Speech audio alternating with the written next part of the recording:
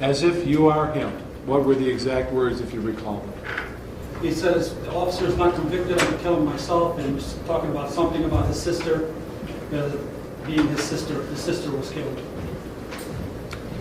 Okay. Don't remember exact words, but that was what it was about. His sister was killed by who? A police officer? Yes. All right. He was saying that was my sister, basically. That was my sister. Well, anything else you heard that is that you think we should take into account when deciding how to handle this situation? Basically, just for security reasons, the officer, in my opinion, shouldn't be in any contact in the public area there. You mean the defendant? The defendant, yes. Right. Sorry. Right. Okay.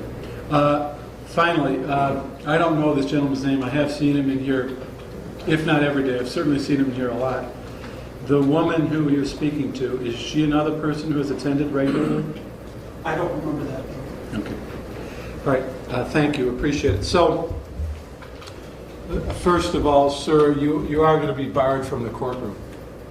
I would be lying to you if I didn't tell you this is the kind of thing that's been a concern of mine from the start.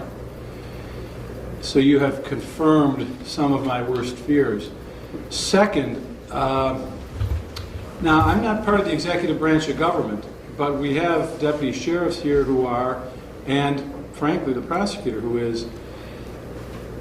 If you have an opinion on whether there's probable cause to believe that a crime of some sort has been committed, then all I could say is you should act accordingly. I'm not sure I'm empowered to Judge, I'm gonna ask ask this the- man who he is and advise him of his fifth, all that. I'm going to ask. My name is Alfredo Williams. I did not threaten Well, nobody. hold on, because you, just hold on. Here's what I want you to know before you say anything. If what I just heard is true, it is quite possible you committed a crime, a felony even. So, you have a Fifth Amendment right not to incriminate yourself, not to speak. You have a Fifth Amendment right to remain silent. So, you are welcome, I suppose, if you want to address what was just said about you. But be advised, and I don't have any power over this. As I said, I'm not part of the executive branch of government.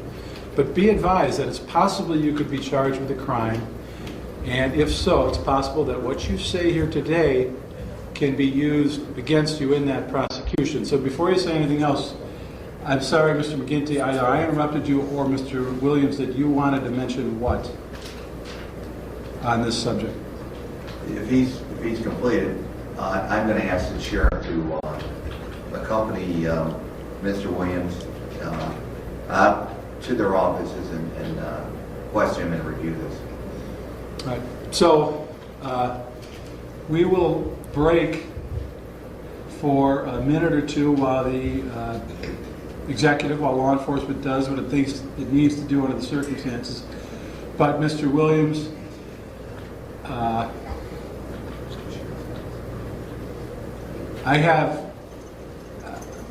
I trust my security guard. There may be something he didn't hear that you added. There may be some other part of your conversation that attenuates what it is he heard, but I have to take this seriously, and so until further notice, you are excused from the courtroom. So we can go off the record for, let's go off the record until 3:15, and we'll resume in 5 minutes. Thank you.